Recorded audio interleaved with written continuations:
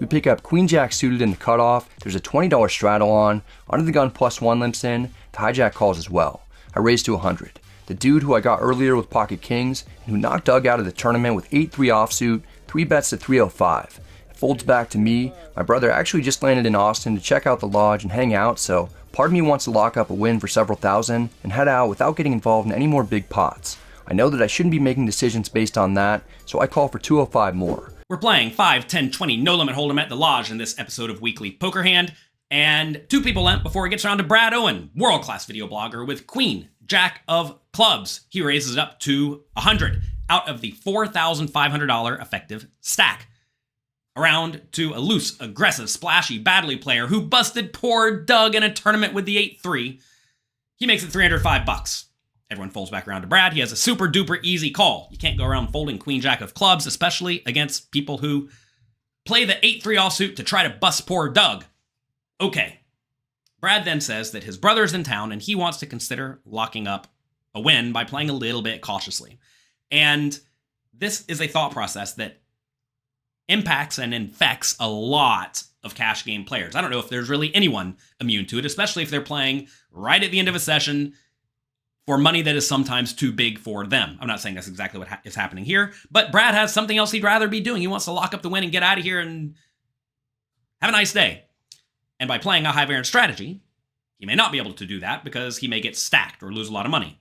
You have to realize that cash games are one long session. What happens in any individual hand, session, day, week, month, year does not really matter. You must make a point to make the highest value play every single time you have the opportunity. And if you do that, you will be a good, strong winning player. And if you consistently take lines that don't maximize value and take the, call it passive way out, you're going to find that your win rate suffers. And I don't want your win rate to suffer. If you don't want your win rate to suffer, click the like and subscribe button before we head to the flop. We're heads up in position. The flop comes 10-6-6 rainbow with 1 club. We don't have much except 2 overs and some backdoor draws. The big blind only bets 160. I'm getting 4-1. I call, hoping to improve, or perhaps I can steal this down the line. The flop comes 10-6-6 1 club. The opponent bets tiny, about 1/4 pot. When you are in position with 2 overcards to the board, with a backdoor straight draw, with a backdoor flush draw, you cannot fold, even if your hand is only queen high. Brad realizes this. You have to realize in this scenario, yeah, you're behind, but you are getting very good pot odds, and you're in position to the point that you're going to be able to steal this pot a large chunk of the time on the turn when your opponent checks, and they don't have a made hand yet. And even if your opponent does have pocket aces, sometimes you're going to turn a flush draw or straight draw, and you're going to be able to continue. So, splash around. Let's go to the turn. The turn is the 8 of spades. That gives us a gut shot straight draw.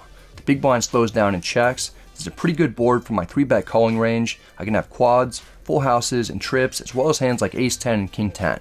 I take a stab at it for 425 in order to get the opponent to at least fold his ace-high hands. The big blind calls pretty quickly. He could have an overpair and just checked for pot control. He may have continued betting with spades, so I don't think that it's very likely that he check called with a flush draw. The turn is the 8 of spades and the opponent checks. Brad very correctly realizes he needs to bluff in this situation. But it's important to ask yourself, what is the plan when we bet the turn? A lot of people bet the turn thinking, all right, I'm going to be able to make ace high and king high fold, which is true. But you have to ask, if I bet the turn, what is going to stick around? Is it mostly going to be pocket pairs, like a top pair of 10s and better? Or is it going to be stuff like pocket 2s, which will fold out to a river bet? Some people who are loose and splashy and gambly will call pocket 2s on the turn every time.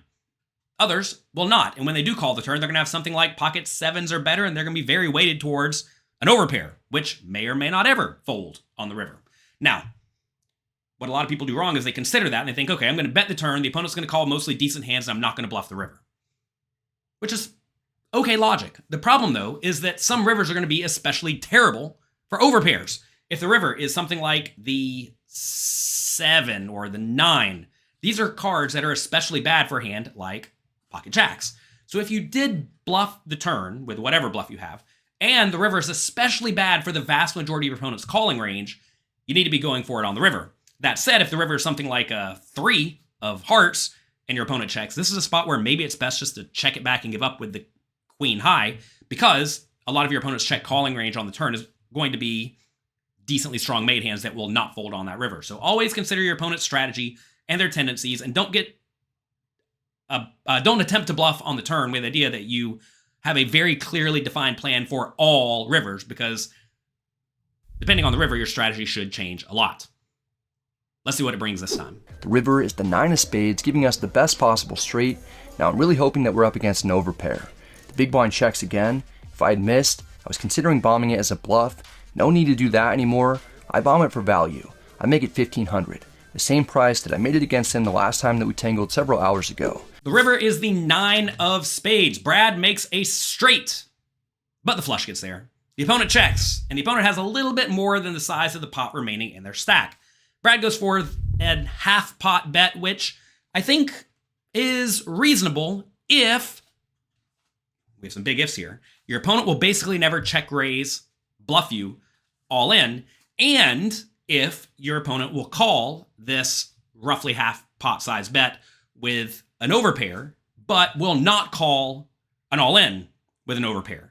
I think in this spot, given the opponent is very clearly tagged as loose, splashy, battly, gambly, I would probably just shove it all in, because I'm not sure if they would ever check raise bluff all in over a 1500 bet, and loose, splashy, battly players often project that image onto their opponents, especially if you are active at all. And I'm sure Brad's not being super duper nitty. So this is a spot where I think you probably just want to go for the slightly more than pot size all in, looking to get full value from the overpairs. But I understand why Brad made it 1500. Let's see how the opponent responds. This player's had a rough day so far. Not only did I get the best of him earlier, some other people have gotten him as well. And now I've just made a backdoor straight against him in a 3-bet pot that's had betting on every street. If he calls, he's not going to like seeing Queen Jack. He doesn't call. Instead, he rips it all in for 37.20. I wasn't expecting to see that. I feel like throwing up. It's just over 2,200 more for me to call. I'm playing against a wild dude who stuck piles against certain people, and in certain situations, this is an easy fold. I'll still be up about $1,000 if I let this straight go. Still, it's difficult for me to put together what my opponent is trying to say with his river check shove. I don't even think that he's attempting to rep a flush. He's basically saying that he has a full house. There's only one full house combo that makes much sense to me. So pocket nines? Wouldn't you know, the opponent makes it 3,720 total, all in.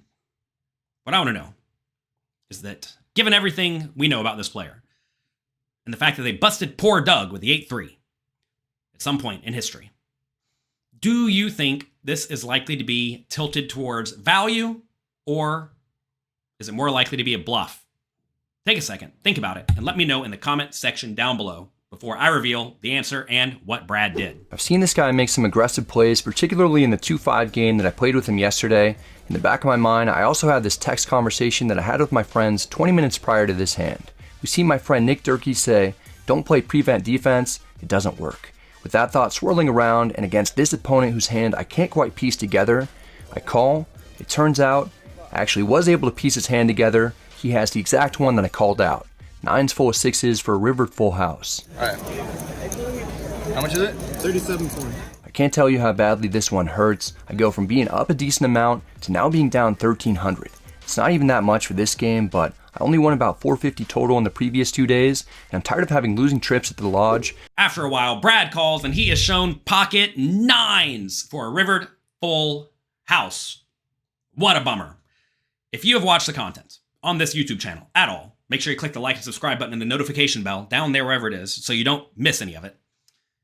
When people check raise the river, they are almost always very tilted towards value. Now, the one wrinkle here is that the opponent is labeled as loose, splashy, battly, crazy player.